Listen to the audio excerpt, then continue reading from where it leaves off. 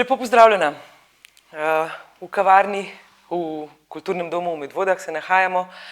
Naša tema pogovora danes pa bo ljubiteljska literatura oziroma literati kot literarni posredniki tudi med ljubitelji. V kavarni pozdravljam gospod Agato Trojar. Dober dan. In gospoda Gregorja Rozmana. Dan. Povabila sem vaju, ker se oba vemo, da se ukvarjate z literaturo že desetletja, bomo rekli, da ne pretiravamo, pa bomo začeli mogoče, da ne bo taka običajna predstavitev, najprej kako sta preživela zadnji svetovni dan knjige, ker smo ravno v tem času, da je to bila prejšnja sobota. Drži? Ja, v bistvu nekako v času Svetovnega dneva knjige pa Dneva zemlje se že nekako tradicionalno s kolegi odpravimo v gozd, kjer beremo drevesom. Se pravi, beremo v zahvalo za papir in knjige, na podlagi katerih je človeštvo doživelo ta razvoj, ki smo mu priča danes, da lahko potem s prsti švigamo po telefonih in tako naprej. In ne samo to, tudi zahvaljujemo se za knjige kot osnovno enoto leposlovja, zaradi čegar smo tudi nocoj tukaj, da se pač malo pogovorimo. Odlično. To je bilo zdaj že kar koliko let? Mislim, da zdaj že ene šestič. Zdaj smo zadnje 2 leti tudi zaradi teh ukrepov malo bolj šli na to intimno raven, da nismo več toliko medijev zraven vabili. Pa tudi rekli smo, da tisti pisatelji pa pesniki, ki bi se nam radi pridružili, bojo že sami poiskali nas in se nam bojo pridružili, oziroma lahko sami po svoje to, kjerkoli po svetu hodijo v gozd in se pač pogovarjajo z drevesi, berejo literaturo drugemu. Tako, ja. Res lepa akcija. Agata, kako si pa ti preživela Svetovni dan knjige? Jaz se pa tokratnega 6. srečanja branja drevesom se Kulturno društvo sejalcev umetnosti nismo udeležili, čeprav vseh 5 prej pa, smo pa naredili tak intimni dogodek, branje pod lipom, in smo na ležalnikih in pokriti z dekcami si prebirali lastne tekste in tekste izbranih, karkoli pač nekdo prinesel v žepu napisanega. Super, pod milim nebom. Ja, pod milim nebom. Sicer ni bilo dolgotrajno, ampak utrinek literarni je pa bil in jasno, smo se spomnili knjig, literature na vseh ravneh. Lepo. Res je bil krasen dan, v bistvu sobota, malce vetrovno morda, ampak vseeno se je dalo. Ja, ampak dekco se da. Tako. No pa, kako pa je vaju sploh tako globoko zaneslo v literarne vede? Mislim, da se že res desetletja ukvarjate z literaturo, oba pišeta, oba poezijo. Kako je prišlo do tega, Mogoče, Gregor, kaj te je pritegnilo pri literaturi? Jaz sem poezijo mogoče bolj pisal, ko sem bil mlajši, v srednji šoli, potem sem pa se kar bolj s prozo ukvarjal, tako da sem bolj prozoist. Ne vem, jaz bi rekel, da sem izpilil svoj talent s pisanjem po raznih forumih po spletu.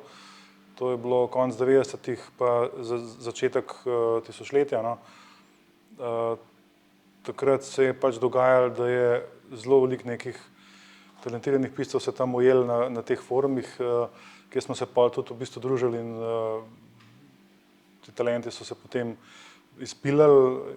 Jaz sem svoje tekste objavljal tudi na spletni strani, ker sem bil tudi zelo nadebuden ustvarjalec na tem področju, da sem pač bil med pionirji spletnega dizajna v Sloveniji in sem seveda vse svoje ustvarjalnost tudi objavljal na spletu. Potem je pa nekako se zgodilo, da so kolegi opazili moje pisanje. Zdaj, seveda, ko kolegi opazijo tvoje pisanje, tvoje prispevke, zdaj se vprašaš, ali lažejo, da dobro pišeš, ker so pač kolegi, ali pa mislijo resno. In zgodilo se je celo, da so že v kuverto spravili nekaj tekstov in so me dobesedno prosili, da sem nekaj poslal, in poslal sem takrat na JSKD, na Urško.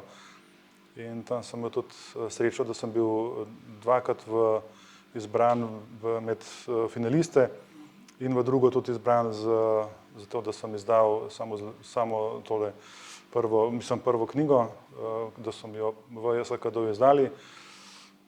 Tako sem nekako kar na hitro se znajdel med izdajatelji, v bistvu med književniki, če se lahko temu tako reče. Sledil je tudi povabilo Cankarjeve založbe, tako je naslednje leto in čez 2 leti potem po prvi knjigi je šla že naslednja knjiga. Začetek je bil zelo močen, tako da sem že razmišljal, da bi se dejansko tudi malo bolj resno ukvarjal s pisanjem. Ampak glede na to, da sem odsev kot drugih hobijev, sem pa rekel, da bom ostal zvest nekako vsem svojim dejavnostim in da bom nekako še vedno pač v življenju denar služil z takimi bolj, kako bi rekel, uradnimi, realnimi sektorjem, se pravi z delom v uradu občine. No, kjer pa verjetno ustrezno izražanje tudi prav pride. Seveda, tam se moraš bolj držati nazaj, če lahko temu tako rečem. Ni toliko domišljije. V bistvu moraš biti zelo tako objektiven, ne smeš posegati po lirskem subjektu, ki ga pustiš pred vrati. Tako da. Zanimivo. Agata, ti pa si tudi že kar nekaj pesniških zbirk izdala, se mi zdi, ne? Mislim, da kar 5. Pet, pa še nekaj zbornikov. No, z mano je bilo pa tako, da že kot otrok sem zrasla v hiši, kjer nas je bilo po 15 ali pa 20 sorodnikov. Mislim, moja primarna družina ni sicer tako velika, sva samo z 2 sestro. Vse ostale družine po moji mami pa so stanovale v isti hiši in pri nas je bil drn in džumbus.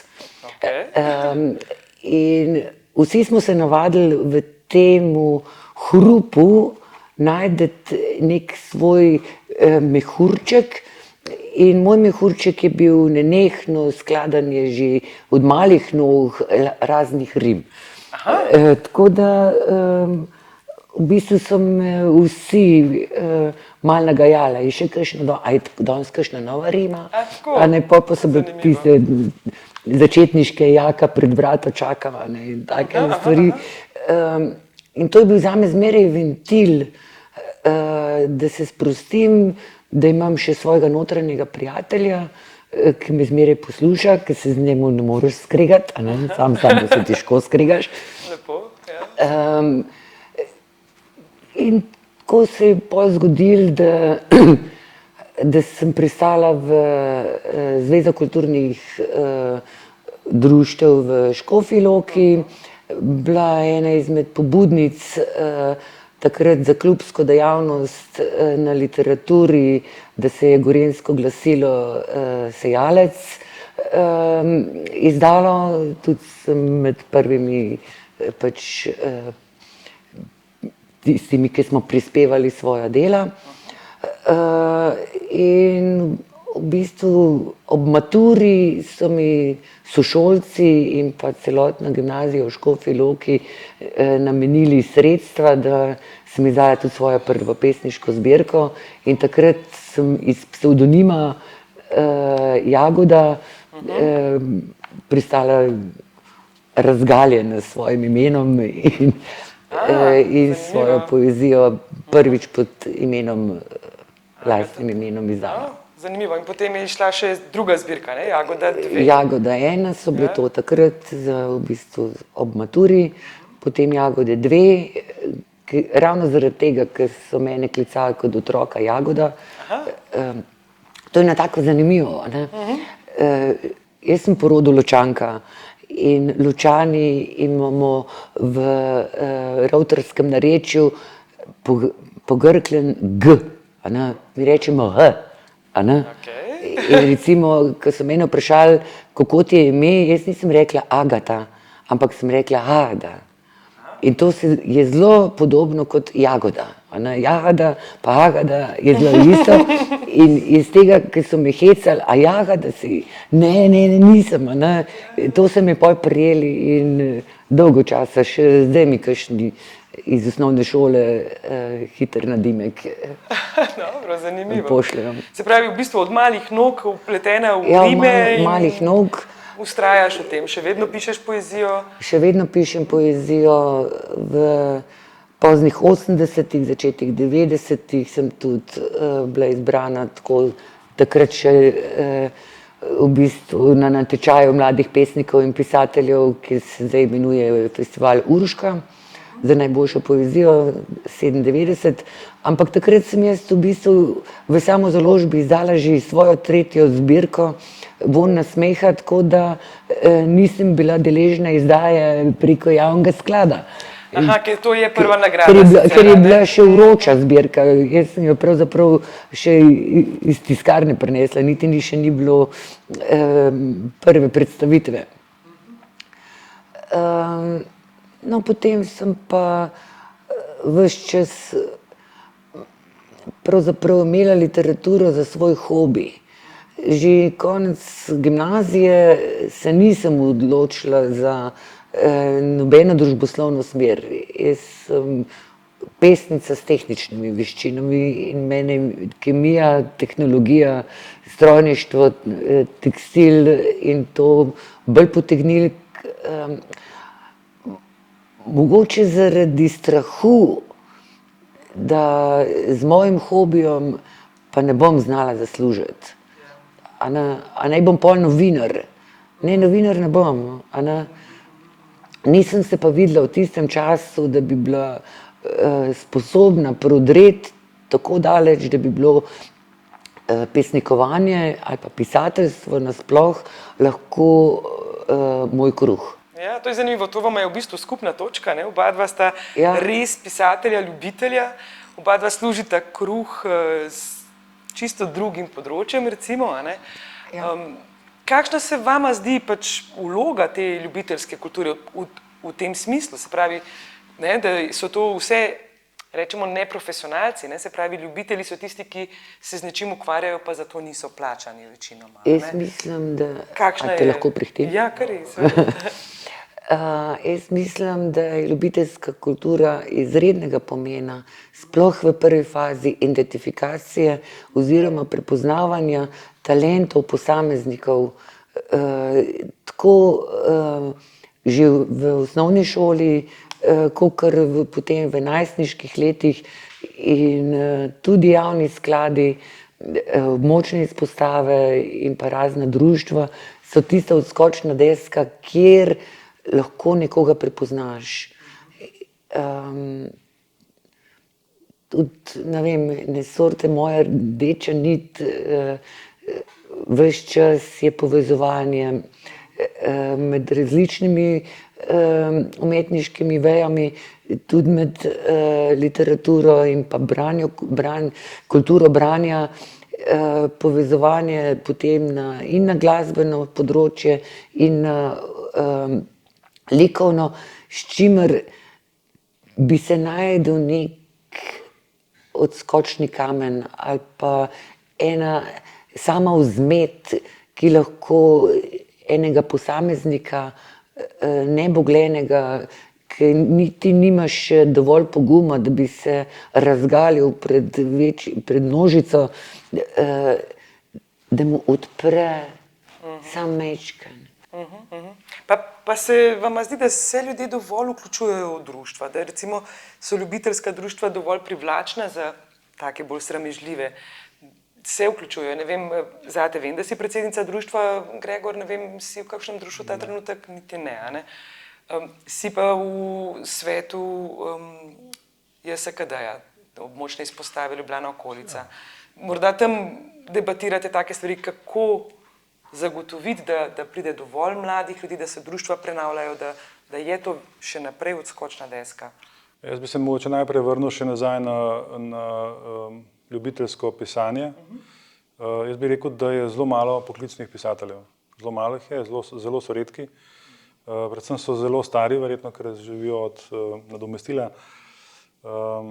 Predvsem bi rekel, da se poklicno s pisateljevanjem ukvarjajo bolj kakšni literarni kritiki, prevajalci, ki na veliko berejo in prevajajo in tudi mogoče kakšni lektorji. Predvsem za pisatelje bi pa rekel, da če napišeš eno knjigo ali pa 2 knjigi na leto, to ti ne prinese zaslužka, da boš živel od tega, ne. Tako da poleg tega bi pa potem omenil še to, da osebno sem mnenja, da ljubiteljski pisatelj je v prednosti v bistvu toliko, ker če se ti poklicno ukvarjaš samim pisanjem, ne, se ti nikoli ne more toliko zgoditi, kot če si ti v bistvu neke vrste naturček, neke vrste ljubitelj, ne. Ker imaš potem dovolj časa, da raziskuješ zgodbo in ne počneš tega zaradi neke dolžnosti, ker Res čistega veselja. Ampak je čistega veselja, nekega naključja, vržeš se v nek tok, narediš se naivnega in potem vidiš, kam te bo ta reka življenja pripeljala in ta tok je potem lahko, bodi si kratka zgodba, bodi si zgodba ali pa pesem, ne. Kar se pa tiče sodelovanja z društvi, bi pa jaz tako rekel, samo pisanje je samoten poklic. Lahko bi rekel, da je pač to poklic, čeprav se ga lahko lotiš zelo ljubiteljsko, ne. Ker si poklican, da nekaj napišeš, ne potrebuješ neke sredine, neke društvene dejavnosti, mogoče, da v okviru kakšnega društva kaj prebereš. Nazadnje, ko sem prek kakšnega društva prebral, se spomnim, da sem 2-krat bral za literarno umetniško društvo Literatura v Ljubljani, pa tudi sama branja drevesom smo počeli s pomočjo nekega društva, ki deluje v teh prostorih, društvo Fofite. In moram reči, da predvsem druge umetniške prakse, se meni zdi, te kulturno-umetniške, kulturno-ustvarjalne prakse se povezujejo v društvih, no. Ker mi smo le bolj samotni, ne. Naprimer, ne vem, jaz pri pisanju ne potrebujem soglasja, da bi napadel Ukrajino, jaz jo lahko napadem brez težav. Lahko ubijem svojega glavnega junaka, brez da bi me kdo obsodil, brez pač mednarodnih sankcij, ne. In tako naprej, ne. Tako da, kar se tega tiče, si lahko privoščimo, da smo osamljeni, no, in da se ne združujemo v društvih. Kar se pa tiče pač drugih ustvarjalnih govoric, je pač nekako dobrodošlo, da se ljudje združujejo, ker marsikateri ustvarjalec, ki potem dosegel neko poklicno raven, je pričel v neki ljubiteljski dejavnosti, ne, in tam v tej ljubiteljski dejavnosti se je toliko izpilo, da je videl, zdaj pa mislim, da sem jaz mogoče toliko talentiran, da bi jaz poskušal iti, ne vem, na AGRFT, na ALU, ne, kamorkoli, se vpisati in nadaljevati malo bolj zares, no. Tako da je dejansko dobrodošlo, iz tega vidika je pač tudi neke vrste valilnica talentov, no, ta društvena ljubiteljska dejavnost. Verjetno je tudi ta publika, ne, ki vsak pisatelj vseeno potrebuje, je morda tudi čez društva jo lažje pridobiti. Ravno v tej kombinaciji različnih izrazov, no, vem, da vaše društvo to tudi intenzivno poskuša kombinirati. Da v bistvu te nove ali pa mlade, po duši mlade, recimo lahko tudi ni treba po letih, marsikdo se odloči, da bo svoja literarna dela objavil šele v zrelih letih. Mislim, da je pomembno, da društva pripomoremo, da je določena ciljna skupina zbrana v določenem trenutku na določenem mestu in da je pripravljena poslušati še nekaj drugega, ne samo uveljavljenega. Bi pa bolj poudarila recimo to izobraževalni del, ki lahko društva tem literarnim ustvarjalcem nudijo. To so recimo s povezovanjem z javnim skladom ali pa z drugimi društvi, so razne kreativne delavnice pisanja. kjer v bistvu ustvarjalca podučiš oziroma mu daš možnost, da spozna nove oblike, ki so mu mogoče še celo bližje od tistih, ki jih je do takrat sploh spoznal. In da se preizkusi, da so določene vaje, treningi, saj meni osebno so kreativne delavnice pisanja z Lojzetom Kovačičem, z Alešem Štegarjem, z Nežo Maurer, definitivno izostrile moj pesniški glas. In čeprav smo brala Peto pot, ki ni bila nikjer nobeni delavnici rdeča nit, priznam, da brez teh pogovorov, brez teh vaj pesnikovanja oziroma pisanja tudi drugih tekstov, čeprav je meni blizu poezija, marsikdaj je pred mojo pesmijo neko prozno delo, krajše prozno delo, neka črtica, iz katere je pač potem srž, je pa tistih mojih 10 vrstic. Ja, in ta izobraževalna plat, recimo, ki jo lahko mogoče društva lažje omogoča, kot si en sam posameznik privošči, se vam zdi, da je dovolj prisotno to, da recimo, zdaj bomo konkretni v Medvodah, v našem področju, je dovolj te izbire, se organizirajo literarne delavnice oziroma kreativnega pisanja?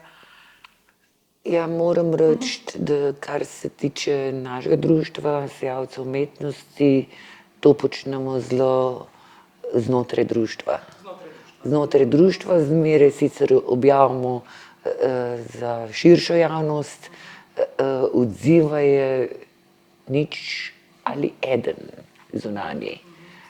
Mislim, to so izkušnje ali pa mogoče 2, 3 dobiš na prvih delavnicah, potem je pa osip skoraj 100% ali pa vsaj 80%. Težko je v bistvu društvom, ki nismo prisotni v srednješolskem izobraževanju, ki nismo prisotni v osnovnošolskem izobraževanju, identificirati oziroma se toliko povezati, da bi recimo s profesorji jezika ali pa druge ali pa umetnosti recimo, kjer se ti talenti pokažejo, ki so prve iskrice, je težko. Ja, poiskati in jih pritegniti, da se pridružijo, ne? Verjetno je to kar ključno. Kakšna je tvoja izkušnja, Gregor? Moja izkušnja je kar klavrna, no. Mislim, da celo na nivoju zavoda Sotočje, ki v naši občini skrbi za kulturo, se je izvedla ena sobota, kjer je bil vpis v neke delavnice, kjer je mentor prevzel otroke in mlade. In spomnim se, da je prišlo 10 mladih, se pravi bomo rekli najstnikov, tam od 14 do 16 leta. S kolegico Kajo Težan sva tamle sedela vsak s svojim peresom, da bi pač prenesla kakšno znanje, jaz pisanje kratke proze, ona poezije. In vseh 10 je zavilo na gledališko delavnico skozi tole dvorano, noter do Janeza Vencla, ki jih je takrat prevzel, tako da pa sva še nekaj časa tam sedela, kavico spila, malo kakšno knjigo prebrala.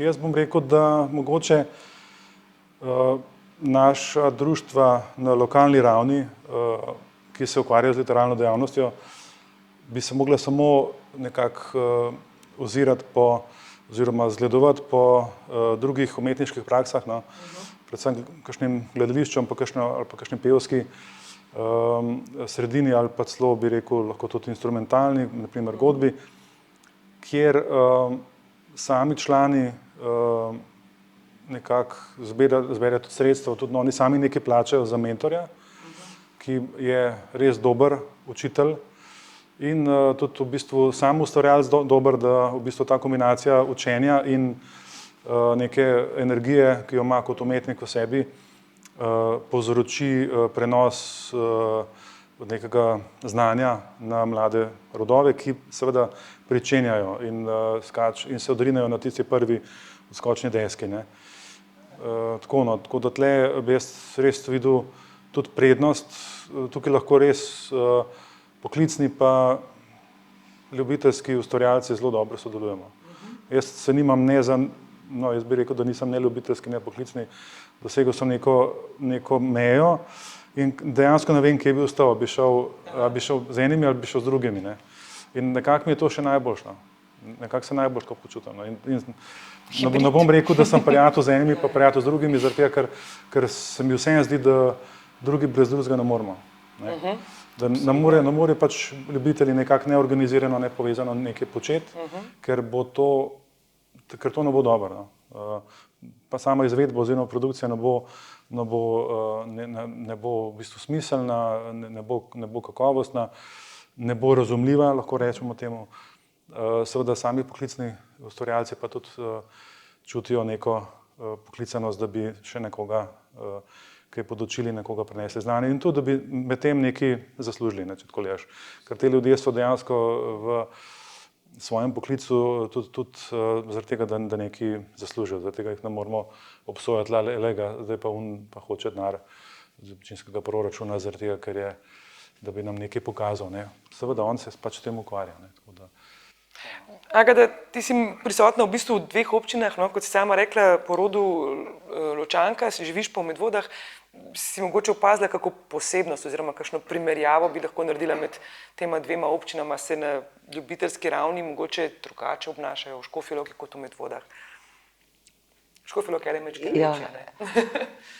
Ja, Škofja Loka ima zelo dolgo umetniško tradicijo in je zelo naklonjena literaturi in literarnim ustvarjalcem. Saj sem že prej povedala, da smo ravno v Loki Gorenjsko glasilo Sejalec za ljubitelje pravzaprav spravili na dan. Pa recimo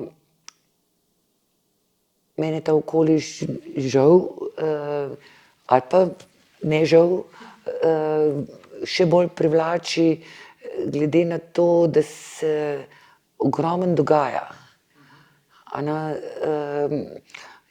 Tako knjižnica, kot muzej, kot gimnazija, kot javni sklad, močna izpostava, vse je na kupčku, vse je tukaj. V Medvodah smo prikrajšani, ker imamo javno izpostavo, močno izpostavo Ljubljana okolica, ki je cel obroč okrog Ljubljane. Ki je cel obroč okrog Ljubljane, v Škofji Loki je to sred mesta. In v bistvu živi in diha z ustvarjalci z te ali pa druge umetniške dejavnosti. To se verjetno kar pozna, ne? In to se res pozna. Recimo na enem koncu Mestnega trga so likovniki, na drugem koncu je bralnica v Sokolskem domu. To vpliva eno na drugega, ne? Ali pa pod gradom. To je v bistvu 300-500 metrov razlike in umetniki se med seboj srečujejo, ustvarjalci ljubiteljski se med seboj srečujejo in izmenjujejo mnenja. In če je veliko dogodkov, potem je tudi veliko idej. In potem ti prideš domov nahranjen in nič te ne tiši, da bi šla spat. Jaz grem takoj pisati. Pa že po raznih računih, ki jih imamo v bistvu za literarno podlago, iščem, kaj sem že napisala, kakšno sliko sem si zapisala. In takrat se verjetno čisto zameglita meja med ljubitelji in profesionalci, pač vsi doživljajo, ne, in potem lahko to tudi izrazijo. In v bistvu to tak nehoten, neizzvan prenos znanj, ki je dobrodošel. In to je ene sorta klima. V Medvodah imamo res težavo, ker nimamo nekega stičišča, ki bi nas vse vlekel. Medvode so predvsem, bi rekel, samo naselje enkrat imajo še v Škofji Loki, no to treba videti, bi lahko, da bi nekako bili upravičeni dosežiti, da bi bilo neko središče tudi literarnega dogajanja tukaj. Poleg tega smo pa nekako razpeti med Kranjem, Ljubljano, Škofjo Loko, kjer nimamo neke možnosti. Imamo Na vse konce vleče, a ne? Imamo nekaj posameznikov, ki so res močni literati, ki živijo tudi v našem mestecu, tako da na njih se lahko probamo malo več zanesti. No. Drugače pa Škofja Loka seveda je center, ne, in tudi iz Železnikov in Žirov naprimer hodijo v Škofjo Loko. Ne. Mi tukaj smo pa razprostrti okoli Ljubljane, ne, ker so pač občine tudi druge tudi kar močne. Črpa tudi iz Medvoda, recimo vsej Potem se dobimo Tržanove tudi. In potem se dobimo v bistvu enkrat na leto, ne, v bistvu v okviru tega Ljubljana okolica, ne, se dobijo pač literati kar v Ljubljani, ne, v bistvu. Ne nekje drugje, ampak kar v Ljubljani, ker je nekako, bi rekel, aritmetična sredina Vseh občin. Ne. Tako, ja. To so pač v tem prstanu. No. Poleg tega, da ta velikih občin ni, ne, Domžalni, Grosuplani, Vrhnike, to ne spada pod Ljubljano okolico. Ne, oni imajo svoje JSKD-je. Mogoče bojo tudi nekoč Medvode toliko velike, da bi imeli svoj JSKD. Jaz mislim, da nismo toliko veliki, da bi ga lahko imeli, da bi lahko imeli svojo območno enoto. No. Pa vsem tudi zaradi tega, ne, ker imamo zelo dober zavod. Mi moramo reči, da je zavod Otočje super. Tudi na samem temu svetu JSKD-ja, okolica mi govorijo o tem, da so veliki občudovalci našega zavoda, kakšno produkcijo ima naš zavod. Tako da že tle v bistvu bi rekel, da večina nalog, ki bi jih JSKD lahko upravljal, jih pač zavod že upravlja. No. Mogoče pa ravno tu potencijala. Ja, da sej v bistvu zavod dela v to smer, da tudi proizvaja bom rekel, neko smer za ljubitelje, da bi se v bistvu povezali. Se v bistvu tudi posega potem, da se razne te literarne govorice ali pa mediji, no, da se jih predstavlja na vsake toliko časa. No. Organizirajo se kakšne delavnice, literarni večeri in tako naprej. No. Ja, zdaj v kratkem nas čaka v bistvu Medvoški kulturni festival, no, ki je pod okriljem zavoda. Me zanima, boste mogoče sodelovala kaj na tem festivalu? Ja, mislim, da ne. Kot literata? Mi bomo sodelovali v bistvu s Kamišibaj pripovedovalnicami, z ljudskimi pripovedkami, v bistvu širili ljudsko literaturo in pa pripovedništvo. In to v dopoldanskem času, ko bodo obiskali šolo obvezni otroci, ne? No, naše društvo bo to na soboto, ki je družinski dan, se pravi, bomo to privabljali. No, to se mi zdi, da je pač lep način. Pa približali to družinam. Na tržnici, na pločadi. Ja, na pločadi. Tako. Ja, to je en zanimiv, mogoče tak bolj interaktiven način približevanja ljudske pripovedi. Kaj pa branja drevesom, to bi morda tudi bilo primerno v času. Branja drevesom sodijo samo v naravo, v bistvu še vedno glavnina branih dreves se dogaja tam, kjer je doma gozdni mož, Jakob Šubic. To je en zelo fajn pesnik, zelo fajn človek, ki je tudi gozdar in je se odpovedal gozdarskemu poklicu, zaradi tega, ker je gozd po njegovo klavnica, se pravi, ne, služi samo pridobivanju lesa in kapitalu. Zelo zanimiv možak, ga priporočam, da se ga, če imate možnost, da ga spoznate. No. Živi tudi zelo trajnostno, da bi, ne vem, vozniški izpit je vrnil, pomaga po vasi, svojimi rokami menja, ne, v bistvu dobi blago in tako naprej, uči mlade živeti, biti bolj samooskrben, skrbeti za njivo, za vrt, za vrtove, za rastline. Preživeti. Tudi res neverjeten človek in tudi zelo velik ljubitelj literature, kar vas zanima o gozdu, o knjigah, o gozdu, ono se to ve. Odlično. Tako da tudi iz tega spoštovanja, ker on se ne premika, on ne gre v stran, tako kot drevesa ne grejo. Drevo v bistvu migrira samo, ko je seme. Bom rekel, ta naša drevesa, medvoška, topol, pa vrba zelo hitro v bistvu in zelo daleč lahko potujeta kot seme, ne, ker sta pač takrat zelo lahka, ne, za razliko od žira pa od želodja, ki padeta na tla in ostaneta, ker sta zelo težka. Ne. In tudi zaradi tega nekako ostanemo v teh gozdovih, kjer je on tudi doma in tam to počnemo, seveda pa vsak, kjerkoli na svetu si, je vabljen, da po svoje bere in v svoji okolici. Ne. Zanimivo. Mogoče bi zaključili s tem neko mislijo o tem, kaj je literarni posrednik, oziroma kako ustvarjalci, literati, ljubitelji, kje vidite svojo največjo vlogo kot literarni posredniki? Kaj je bistvo ljubiteljske literature in kako lahko najbolj prispevate v tem polju literarnem? Ja, jaz menim, da ljubiteljska kultura je in bo ostala eden izmed prvih, ki identificira potenciale mladih podušjih ali pa mladih